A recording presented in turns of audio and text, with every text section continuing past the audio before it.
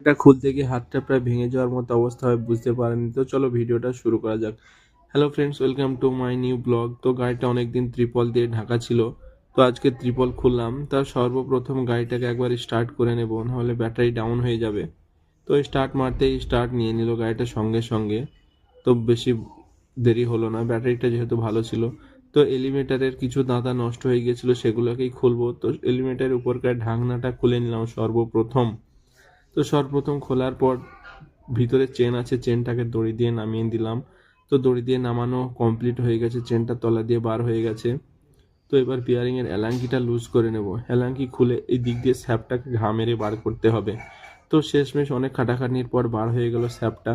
তো স্যাপটা খুলতে গিয়ে আবার আমার হাতুড়ি স্লিপ খেয়ে হাতে লাগলো। তো কিছু করার নেই, আমাদের সঙ্গে এরকম হয়েই থাকে, কষ্ট করতে সহ্য করতে হবে। তো মেনে নিতে হবে, কিছু করার নেই। তো স্যাপটাকে আমার নিচে নামিয়ে এনে দাঁতাটায় খুললাম। এটাকে খুলতে অনেক কষ্ট হলো, কেন অনেক দিন থেকে লেগেছে, জাম হয়ে গেছে। তো খোলার পর দেখতেই পাচ্ছ কি অবস্থা, দাঁতাগুলো একদম পুরো শেষ।